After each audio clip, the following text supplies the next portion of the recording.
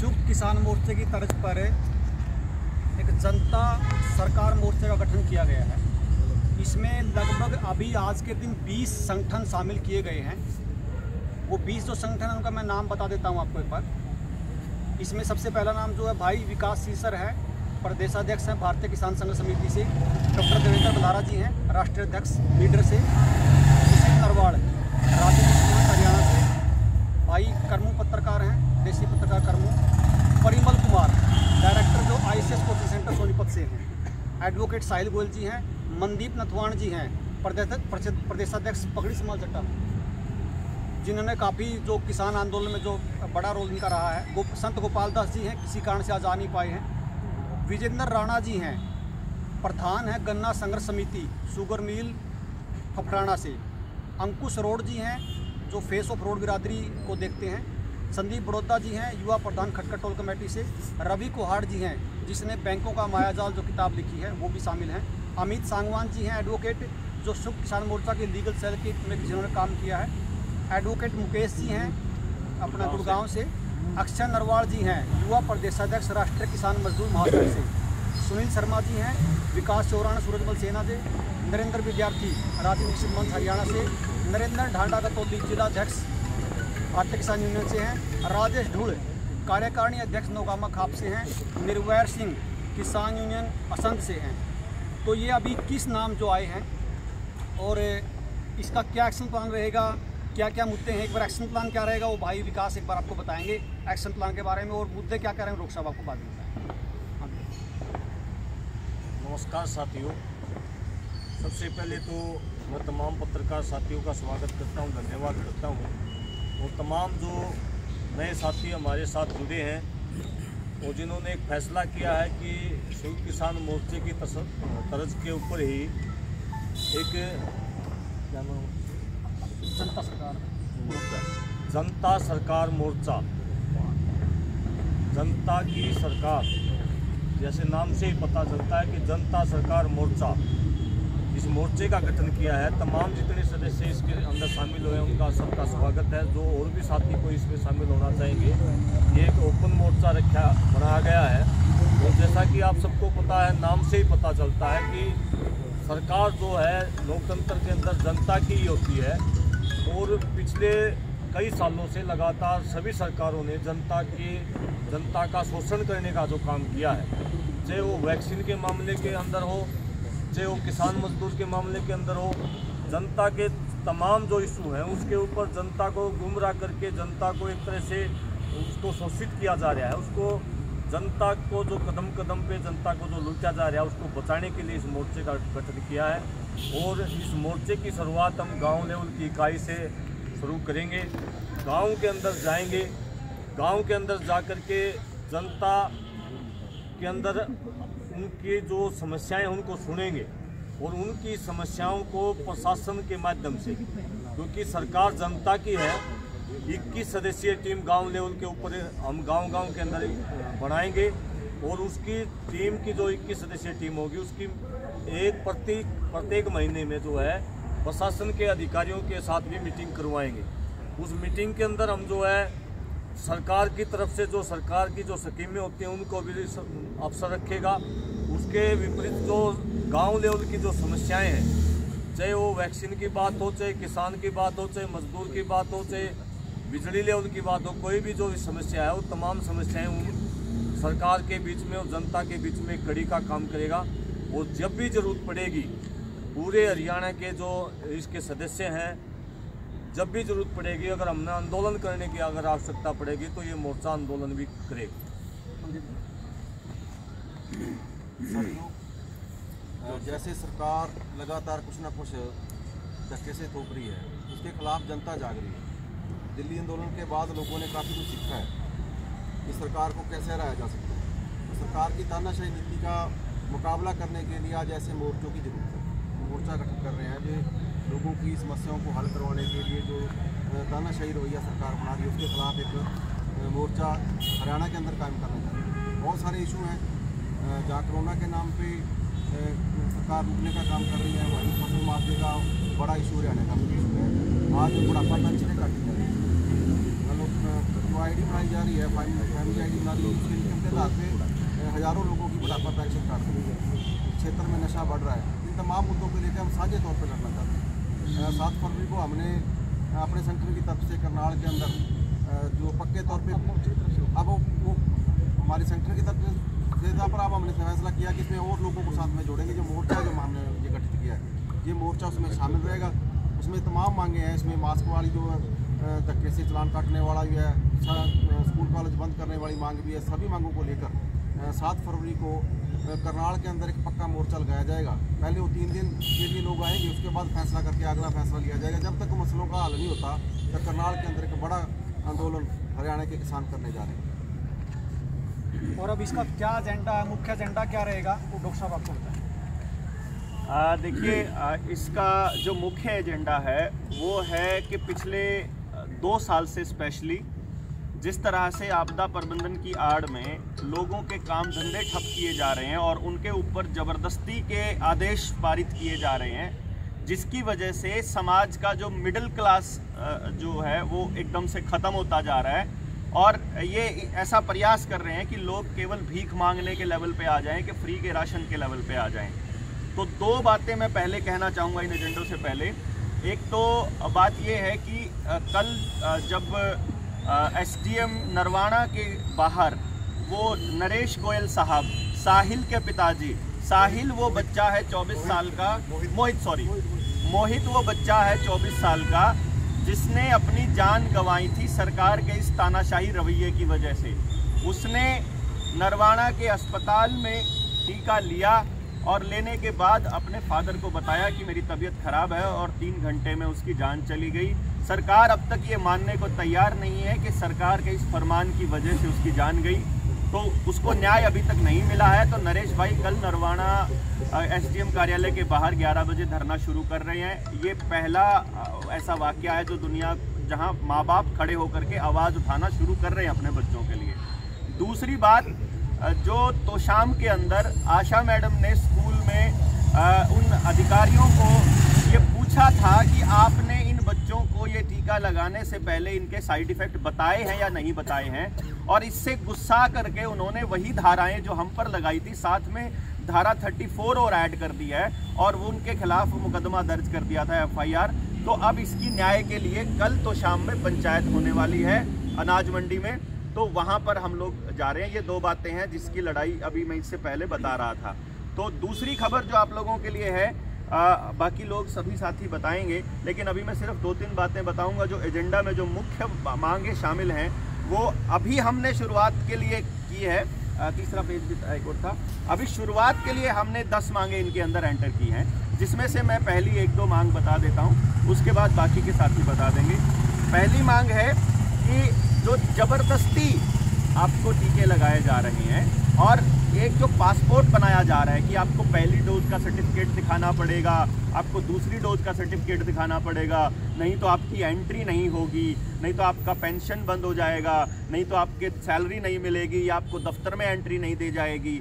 एक तो ये फरमान तत्काल प्रभाव से वापस ले ले सरकार, नहीं तो बहुत बड़ा आंदोलन देश के अंदर शुरू होने वाला है आपसे हिसाब मांगने के लिए। दूसरा, जो ये मुंह ढकने के जो जिसको हम लोग एक तरह से मुंह का छीका बोलते हैं, इसके जो चालान हो रहे हैं, ये चालान बंद करने का, यानी कि मास्क के जो चालान है, ऐसा नहीं उड़ेगी, मास्क के जो चालान है ये बंद करने का हमारी दूसरी डिमांड है। और तीसरा, किसी भी तरह का लॉकडाउन जो छोटे दुकानदारों पे और रेडी फड़ी वालों पे लगाया जा रहा है, ये तत्काल प्रभाव से बंद किया जाए। ये 3 एजेंडों में मुख्य तौर पर शामिल है, मतलब 10 में से 3 में। आप कुछ बोलना चाहेंगे? बाकी अभी बताते हैं आपको। बोलना तो बात यह है, सारे भरे पड़े हैं और फिलहाल जो 12 मानस जो ताराशाह में बैठे हैं, और जो डॉक्टर साहब जो नया नाम दे रहा है जनता सरकार मोर्चा, जनता सरकार मोर्चा। एक जंग तो आपा ने जीत ली थी 1947 में, 15 अगस्त 1947 में, और दूसरी जंग का आगाज जो है उसकी जो बोनी कर ली गई थी संयुक्त किसान मोर्चा द्वारा। जो 3 कृषि कानून थे जो उनको निरस्त करवाया गया, एक तरह से उस जंग का ऐलान कर दिया गया था। और फिलहाल जो है तानाशाही रवैया जो अपनाया जा रहा है, और एक तरफ तो केंद्र सरकार जो है सुप्रीम कोर्ट में हलफनामा देवा है, और दूसरा आम आदमी का अलग में हाथ देवे है। तो ये जो दोनों तरह के अलग अलग तरीके हैं, इधर से तो गृह मंत्री अनिल विज बयान देवे हैं अब भाई कोई भी बालक स्कूल में नहीं पढ़ने दिया जाएगा बिना ईयूई के, और कोई बच्चा जो है ना न्यू के बिना मुँह का छिपके के बगैर। तो ये जो दोहरी पॉलिसी है, यानी कि सुप्रीम कोर्ट के सामने तो कुछ और सीन बनाया जावे है और आम आदमी की जेब के ऊपर डाका, मध्यम वर्ग, छोटे व्यापारी, छोटे दुकानदार, जिस टाइम उनका बिक्री का टाइम हो नहीं, खासतौर पर गाहकी का टाइम हो, उसे टाइम पर शटर डाउन करने पड़ते होंगे। तो फिलहाल जो है तम हमारे सामने जो देखने लग रहे हो, डॉक्टर सुशील जी की बात करा, विकास जी की बात करा, एडवोकेट साहिल गोयल जी की बात करा, डॉक्टर डोट की बात करा, इनका तो नाम भी नहीं ले सकते, बताओ साढ़े की बात है। और भी गुजरात से भी पटेल जी, पूरा नाम इनका अशोक भाई पटेल जाना माना नाम है, और यू आए हुए हैं हरिद्वार से हैं। तो यानी कि ये आंदोलन जो चंडीगढ़ में जो शुरुआत हुई थी, या जो चिंगारी यो काम हो गया, एक बुढ़िया गाँव में लाग गया, बोले किसने लाई, एक बुढ़िया पकड़ ली, बोले ताई तो न लाई, बोले रे बेटा मन तो छोटी ही चिंगारी लाई थी, या छोटी ही चिंगारी डॉक्टर डोट ने ला दी। लिबिया संभालनी है पूरे देश ने, कच्छ से कच्छार और कश्मीर से कन्याकुमारी, क्योंकि यह लड़ाई पूरे सब की है, सारे भारत की, क्योंकि शोषण सबके साथ हो रहा है, तो सारे मिलकर लड़ेंगे। और आज यू जनता सरकार मोर्चा का जो गठन कराया है, ऐतिहासिक गठन है, जिसके ऐतिहासिक परिणाम होंगे। और अब जो हमारा जो वकील साहब हैं, जो मुख्य हमारी पूरे काम को देख रहे हैं, लीगल साहिल एडवोकेट जी, वो एक बार आपको देखिए, आज एक नई जंग का शुरुआत हो चुकी है और जन जन तक इस सब बातों का पहुंच चुका है, इन बातों के बारे में कि जो बदमाशी सरकारें इस समय पे कर रही हैं, ये तानाशाही रवैया जो है बर्दाश्त नहीं किया जाएगा बिल्कुल भी। जनता सरकार मोर्चा जो है इस चीज़ के लिए बनाया गया है कि ये जनता की सरकार है। जो बदमाशी इन लोगों ने करनी थी अब तक इन्होंने कर ली, अब इससे ज़्यादा और बदमाशी बर्दाश्त नहीं की जाएगी। मैं अभी सीधा जो है यूपी के दौरे से आ रहा हूँ और वहाँ पे भी हमारी कुछ लोगों से मुलाकात हुई है, जन जन के अंदर जागृति की है हमने, और वहाँ पे वामन मेश्राम जी से मीटिंग हुई है, उनको भी हमने सारी बातें समझाई हैं और वो भी समझ रहे हैं कुछ बातों को। 31 तारीख को भी भारत बंद का मोर्चा इस में उठाया गया है और उसके अंदर भी ये धक्के से टीके लगाए जा रहे हैं और बदमाशी जो की जा रही है उसके खिलाफ जो है एक नया मोर्चा तैयार कर दिया गया है इस समय पे, भारत जनता सरकार मोर्चा। इसके अंदर सबसे पहले मैं कहना चाहूँगा कि जो 22 मार्च से इन्होंने जो आपदा प्रबंधन का कानून लगा रखा है, पूरे देश के अंदर आपदा प्रबंधन का कानून लगा के आपकी सेहत के नाम पे आपके साथ खिलवाड़ किया जा रहा है इस समय पे, तो ये बदमाशी और तानाशाही अब और नहीं चलेगी। इसको निरस्त करें, इसी समय जो है सरकारें इस चीज़ को ख़त्म करें। और जो लॉकडाउन के नाम पे लोगों को उनके घरों के अंदर बंद किया जा रहा है, जो उनकी दुकानें बंद की जा रही हैं, जो उनके बिजनेस बंद किए जा रहे हैं, ये तानाशाही और नहीं चलेगी। ना ही उनको पहले कंपनसेशन मिली, ना ही उनको अब कंपनसेशन दी गई। और अगर ये क्लाइमेट चेंज के नाम पे दोबारा लॉकडाउन लगाने की कोशिश करेंगे तो मैं कहना चाहूँगा जनता जाग चुकी है, जनता को पता है कि आप कैंप ट्रेल्स भी छोड़ रहे हैं। तो जनता सरकार मोर्चा जो है इन सभी प्रकार के जो पाखंड जो आप चला रहे हैं इनके खिलाफ जागृत हो चुकी है और अब सरकार की तानाशाही बिल्कुल बर्दाश्त नहीं की जाएगी। हमारे साथ यहाँ पे अशोक भाई पटेल भी जुड़े हुए हैं गुजरात से, और बहन जो है उनके लिए एक महिला मोर्चा भी तैयार किया जा रहा है इस चीज़ के लिए। विजेंद्र राणा जी हैं जन्माष्टमी समिति से। नमस्कार जी सभी साथियों को। वैसे तो हमारे वकील साहब ने भी और देवेंद्र बलारा जी ने भी काफ़ी जानकारी दी है, लेकिन थोड़ा सा मैं इसमें प्रश्न करना चाहूँगा। जिंदा जागदा उदाहरण है जो जनसलाभ और जनशक्ति एक काला कानून आया था, कृषि कानून, उसके लिए सरकार ने दमनकारी नीति भी अपनाई, पता नहीं क्या क्या उसको दिया, लेकिन हौसले ने और मिलकर लड़के वो मोर्चा जीत लिया, कानून रद्द करवा दिए। 56 इंच का सीना 28 का रह गया। आज पहले तो फसल बचाने की नीति थी, ज़मीन बचाने की नीति थी, आज नस्ल बचाने की है। और पूरे इसमें जाति का कोई सवाल नहीं है, वो किसी भी जाति का है। वो जो पहली लड़ाई थी सभी उससे भी प्रभावित थे, और जो ये आई है वर्ल्ड लेवल का, ये जो कोरोना नाम जिसका रखा गया है, और ऐसा भय पैदा कर दिया गया है सभी के अंदर। अगर किसी को ये कहते सरकारी बीमारी है, सरकारी बीमारी वर्ल्ड सरकारी बीमारी जो है, ये सरकारी बीमारी आई है। ऐसे डरा दिए लोग जैसे कमरे में कोई कह दे भी इस कमरे के अंदर एक सांप बढ़ गया बहुत भयंकर, तो उसमें कोई नहीं बढ़ेगा। इससे डरने की जरूरत नहीं है। और इस आंदोलन में जो आज नाम रखा गया है इसका, इसी में सभी को जुड़कर और सभी ने ये आंदोलन लड़ना चाहिए। या तो सरकार जाग जाए, इसको बंद कर दे, फ्रेब को, जो ये मास्क लगाने की दिक्कत है, ये लूट रही है लोगों को और इंजेक्शनों को द्वारा लूट रही है, या तो इसको बंद कर दे। ने एक बड़ा जन आंदोलन दूसरा बहुत ही जल्दी चालू होने वाला है। धन्यवाद। बाकी की डिमांड अक्षय नरवाल दो ना, बाकी डिमांड बोल दो अक्षय भाई लक्ष्य बताऊंगी। देखिए, सबसे पहले तो सभी दर्शकों को नमस्कार कहना चाहूँगा। और जो ये जनता सरकार मोर्चा बना है, एक डर का माहौल ही सरकार ने बना दिया। बीमारी के नाम पे देश की अर्थव्यवस्था का भट्टागोड़ कर दिया, देश की शिक्षा का भट्टागोड़ कर दिया। और जो देश का भविष्य तैयार होना था स्कूल कॉलेजों में, वो स्कूल कॉलेज बंद है, शराब के ठेके खुले हैं। जो जनता का शोषण ये सरकार करी है, इस शोषण से लड़ने के लिए और इस डर के माहौल में निडरता से आवाज़ उठाने के लिए जनता सरकार मोर्चे का गठन हुआ है। और दूसरी एक बात कहना चाहूँगा, लोकतंत्र में सरकार लोगों के लिए बनती है और लोगों से ही बनती है। और जो ये लोगों की सरकार है, लोगों से बनी सरकार है, लोगों का शोषण कर रही है। और जो बड़े बड़े पूंजीपति लोग हैं, जिनके नाम पे दवाइयों के बड़े बड़े पेटेंट हैं, उनको बचाने का काम कर रही है। क्योंकि जो ये सरकार वोटों से लोकतंत्र में बनती है ना, ये फॉर्मूला बदल चुका है। अब वोटों से नहीं बल्कि नोटों से सरकार बन रही है। और जिनके नाम ये पेटेंट है, वो उनको नोट देने का काम करते हैं। इसलिए इस देश की जनता को जागरूक करने के लिए जनता सरकार मोर्चा हर एक गाँव जाएगा, एक एक आदमी को, गरीब आदमी को समझाने का काम करेगा कैसे उनके हक हुकूकों को दबा के ये सरकार उनका शोषण कर रही है। और सब मिलके सरकार का जो ये फ्रॉड है, इंटरनेशनल फ्रॉड है, इस फ्रॉड का भंडाफोड़ करेंगे। धन्यवाद। अनीता सुधकर। सभी को हाथ जोड़ के राम राम। ये जो भैया ने एक जनता सरकार मोर्चा तैयार कराया है, यह जनता को जगाने के लिए कराया है। जो ये सरकार ने एक फंडा बना रखा है, हमने लड़ाई लड़ी थी अपनी ज़मीन और फसल बचाने के लिए। हम ज़मीन और फसल का करांगे भी कि हमारी नस्लें ना ख़त्म करने के लिए। मेरी तो हाथ जोड़ के अपील है, मेरी महिला शक्ति थे, जैसे हमने इस 3 कानून की लड़ाई लड़ी है आगे के, इस कोरोना के खिलाफ जो इस सरकार ने की सरकारी बीमारी साइलेंट हो गए, जो हमारे साथ ये धोखाधड़ी कर रखी है सरकार ने, हम इसके खिलाफ एक महिला संगठन तैयार करेंगे। जो जनता सरकार मोर्चा महिला भी, जैसे ही भैया ने ये जनता सरकार मोर्चा तैयार कराया, वैसे ये महिला का गठन भी तैयार जल्दी करेंगे। गांव जाकर ये जो अपनी नस्ल बचानी है, अपने इसके पूरी दिल जान से काम करेगी महिला शक्ति।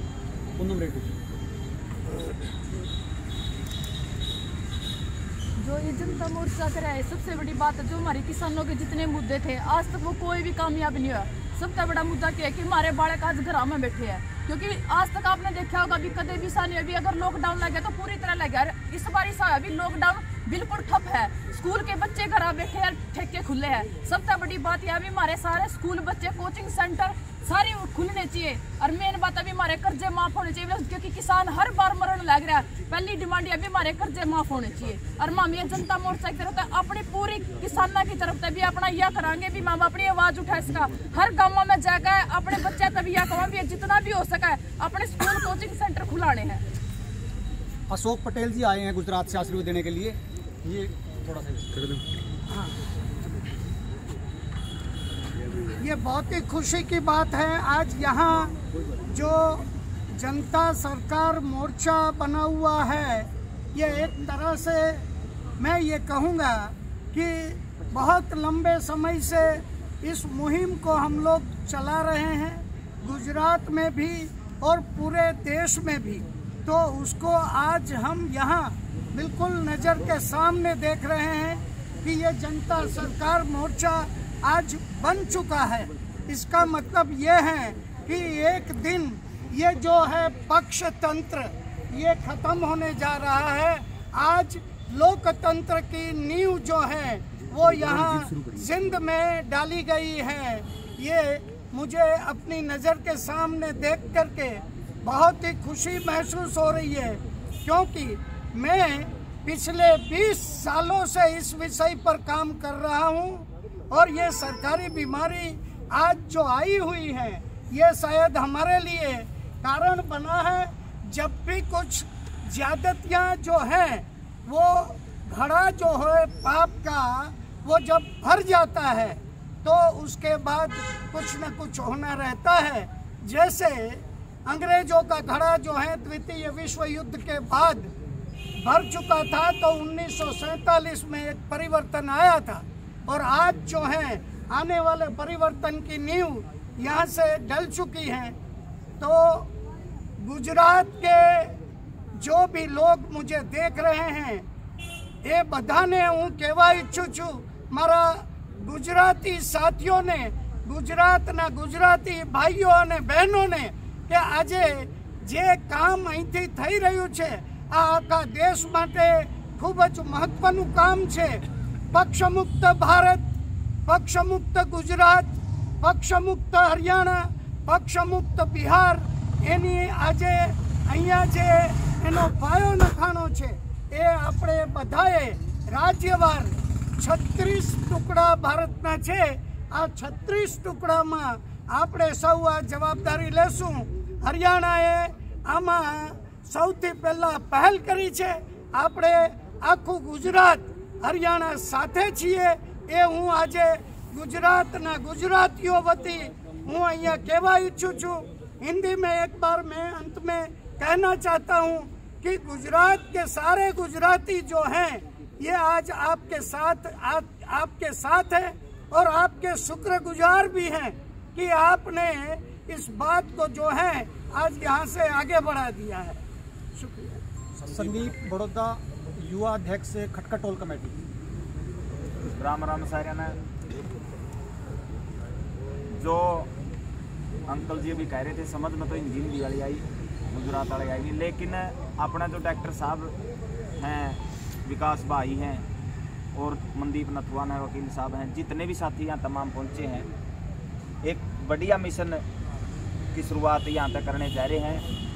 और जिसे भी टूटे फूटे खटखट टोल कमेटी की तरफ तक ताऊ का आशीर्वाद है। हमारे प्रधान जी हैं सतबीर प्रधान खेड़ा खाप से, उनका आशीर्वाद लेकर न जो भी भाइयों ने सहयोग सबका जहाँ पे भी, क्योंकि इन मुद्दों के बारे में तो यहाँ कहना जाना, लेकिन समाज में हमें भी चाहे मेरे पैदा हुए हैं, बड़े हो यहाँ संस्कार मिले हैं, जो समाज की लड़ाई है वहाँ समाज के लोग लड़ेंगे तो हमें इन भाइयों के गल्ला हाँ पूरा तन मन धन तय करिए भी भाइयों जरूरत पड़ेगी दिन रात कभी भी इस मामला में, क्योंकि किसानी का जो मुद्दा था उस पर सारे भाइयों एकजुट थे हमारे साथ। और जो फसल और नस्ल की लड़ाई है दोनों सिमिलर हैं, एक के लड़ाई है या तो एक नस्ल की लड़ाई चालू होगी, फसल की थी वो भी थोड़ी सी पेंडिंग में रख रखी, ढीली छोड़ रखी है, तो ज़्यादा तो भाई साहब बता देंगे। बाकी हम भाइयों के गल्ला है, बहुत अच्छी मुहिम की शुरुआत डॉक्टर साहब ने और मिलकर सबने करी। राम वीरेंद्र उत्तराखंड से आए हैं। सभी भाइयों को राम राम। देखिए मैं एक बात कहना चाहता हूँ, ये घोषणा करने से पहले कि जो आज ये मोर्चा बना है, ये इस देश का दुर्भाग्य है कि जिस देश में नसबंदी जो है सफल हो गई इमरजेंसी के टाइम पे, जिसका तुरंत असर दिखता था, उस देश में हम टीके ऐसे चीज़ के लिए लड़ाई लड़ रहे हैं जिसका असर अभी तुरंत कुछ लोगों को दिख रहा है लेकिन ज़्यादातर लोगों को नहीं दिख रहा है। तो जब नसबंदी सफल हो गई तो ये लोग इसको भी सफल करने में लगे हैं। तो हमें इस भ्रम को तोड़ना है कि ये जनता जो है भारत की जो है वो अंग्रेज़ों के समय भी बेवकूफ़ बन गई, लेकिन अभी भी बेवकूफ़ जब बन रही है कि अपने राजा के प्रति या अपने शासक के प्रति इतना उन्होंने सद्गुण होता है कि ये जो करेगा हमारे लिए ठीक करेगा। इस भाव को हमें ख़त्म करना पड़ेगा कि वो किसी जो उनका निहित स्वार्थ है उसके तहत वो किया जा रहा है। तो हम लोग, हमारा स्वार्थ क्या है कि आने वाली पीढ़ी, कोई भी दुनिया में नस्ल हो, चाहे दुनिया के किसी भी देश को ले लो, अपनी नस्ल के साथ किसी भी प्रकार की जो आगे आने वाली नस्लों को ख़राब करने का कोई भी जाति को बर्दाश्त नहीं करती, क्योंकि पूरी प्रकृति चलती इस हिसाब से है कि आने वाली जो है पीढ़ियाँ संस्कार और स्वास्थ्य लेकर हों। लेकिन हमारा ये देश एक ऐसी सराय बनी हुई है जहाँ कोई भी आकर हमारे बच्चों को चूहा की तरह, कुत्तों की तरह और जानवरों की तरह हमारे यहाँ ट्रायल करके चला जाता है, और ये हम जो है बर्दाश्त कर लेते हैं। फिर भी हमें लगता है कि हमारे साथ अच्छा हो रहा है। तो ये जो मोर्चा यहाँ बना है, मैं अवेकन इंडिया मूवमेंट की तरफ से पूरे देश में हम लोग काम कर रहे हैं, तो उनका पूरा समर्थन मैं देना चाहूँगा कि आपके जो मोर्चा बना है ये, और तो जो 8वीं घोषणा जो इसके तहत वो करना चाह रहे हैं, मैं उसको बताना चाहूँगा। वो कटी हुई जो बुढ़ापा पेंशन है उसकी बहाली करनी चाहिए और पेंशन कटाई पर रोक लगानी चाहिए।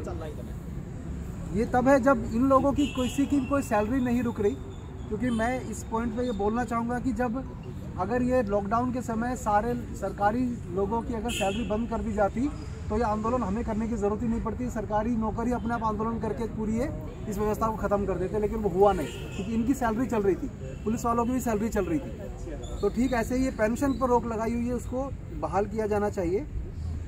स्कूल, कॉलेज, कोचिंग सेंटर, दुकान पूरी तरह से खोलने के बारे में ये डिमांड है 9वें नंबर की 10 तो ये हम करना चाहेंगे। तो हम ये सभी साथियों से कहना चाहेंगे कि ये सब जो यहाँ बैठे हैं, ये कोई व्यक्तिगत स्वार्थ के तहत नहीं बैठे हैं, ना अपने प्रचार के लिए बैठे हैं। इनके मन में दर्द है आने वाली पीढ़ी के लिए।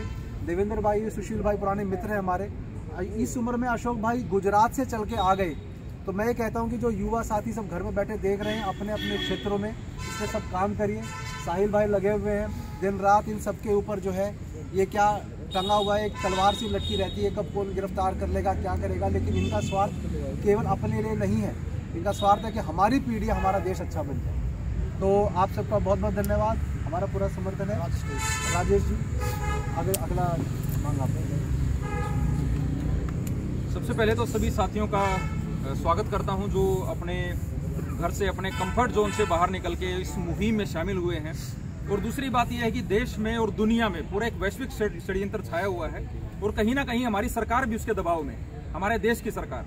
और संविधान की प्रस्तावना यहीं से शुरुआत होती है कि भारत के लोग स्वयं प्रभु हैं, मतलब भारत की जनता ही ताकत रखती है सरकार के बराबर में, मतलब पूरी जनता मिलकर एक पैरेलल व्यवस्था बनती है। तो जब संविधान की प्रस्तावना ये बात करती है और वैश्विक षड्यंत्र के कारण अगर सरकार किसी भी प्रकार का दबाव महसूस करती है, शायद वो बोल नहीं पा रही, शायद मोदी जी किसी और रिमोट से चल रहे हो, तो ऐसे में जनता का दायित्व बनता है और उनकी जिम्मेदारी बनती है कि वो अपनी आवाज को बुलंद करें और संविधान की पूरी तरह से रक्षा करें और साथ ही हमारे लोगों की, हमारे गांव की, हमारे इलाके की पूरी रक्षा भी करें और उनको संरक्षण प्रदान करें और उनको पूरी तरह से जागरूक भी करें, क्योंकि जागरूक समाज ही समृद्ध समाज बन सकता है। अगर समाज जागरूक नहीं होगा तो अकेले अकेले हर एक आदमी का शिकार किया जाएगा, जैसे जंगल में कुछ शिकारी जानवरों का शिकार करते हैं। तो जनता जो है पूरी ताकत रखती है। इस वैश्विक षड्यंत्र को देखते हुए इस सारी टीम ने, बहुत सारे जागरूक लोग हैं, ग्राउंड पे काम करते हैं, ग्राउंड की रियलिटी को जानते हैं। शायद सरकार और सरकार के अधिकारी जो बड़े बड़े कॉन्फ्रेंस हॉल में बैठ के समझ नहीं पाते, देख नहीं पाते, जान नहीं पाते, ये सब लोग जानते हैं। इसलिए इन्होंने एक बहुत ही शानदार कॉन्सेप्ट के जरिए जनता सरकार मोर्चा का गठन किया है, जो पूरी तरह से संविधान की प्रस्तावना को रिप्रेजेंट करता है। क्योंकि संविधान की प्रस्तावना देश की जनता को पूरी ताकत देती है कि जब भी कोई दमनकारी नीतियां बनाए, चाहे वो कोई सरकार हो या कोई भी किसी तरीके का षड्यंत्र हो, उसके खिलाफ जनता पूर्ण रूप से जागरूक होकर अपनी आवाज बुलंद करे और संविधान के नियमों को देखते हुए, अपनी अधिकारों को देखते हुए उसके खिलाफ खड़ी हो और आवाज उठाए और समाधान के विचार और विकल्प दोनों तैयार करे। तो आज इस टीम ने जनता को एक ताकत दे दी है, जनता के सामने एक मंच भी रख दिया है। क्योंकि अभी तक क्या होता था कि जनता को पता नहीं चल रहा कि हम क्या अपनी कैसे बात रखें। पहली बात तो टीम डिवाइड होंगी और हर जगह जाएंगी, पूरे हरियाणा में जाएंगी और उसके बाद पूरे देश में भी इस तरीके का माहौल बनाया जाएगा कि जनता को इससे जोड़ा जाए और उसके बाद लोगों को अवेयर किया जाएगा। अवेयर किस चीज के लिए करना है? जिस तरीके का ट्रायल हमारे लोगों के जिस्म के साथ हो रहा है आज के दिन, दुनिया में सबसे बड़ा अपराध है किसी भी प्राणी के शरीर के साथ उसका शोषण करना। तो ये एक बड़ा शोषण है जो पूरा वैश्विक लेवल पे हो रहा है। और आज स्कूलों और गांव में जा जाके इस तरीके का, मतलब अप्राकृतिक तरीके से किसी भी तरीके की दवा को थोपना, सिर्फ और सिर्फ उसको प्रतिबंधित करना ही ठीक नहीं रहेगा, बल्कि उसको अपराध की श्रेणी में घोषित किया जाए। सबसे पहले तो अगर इस तरीके से स्कूलों में जाके हमारे देश के भविष्य के साथ, हमारे बच्चों के साथ खिलवाड़ होगा, हमारी नस्लों के साथ खिलवाड़ होगा, तो हम चुप नहीं बैठेंगे, पूरे देश की जनता चुप नहीं बैठेगी। और दर्शकों से अनुरोध है, अपनी आवाज को बुलंद कीजिए और ये जो जनता सरकार मोर्चा बनाया है, ये संविधान की प्रस्तावना के अकॉर्डिंग बनाया गया है। आप खुद सरकार हैं, आप खुद अपना निर्णय ले सकते हैं। आपके शरीर के साथ कोई छेड़छाड़ नहीं कर सकता। दूसरी बात यह है, दुनिया में ऐसी कोई दवाई आज तक नहीं बनी है जो दवाई आपको दी जाए और उसके बाद आपके शरीर में कोई रोग ना आए।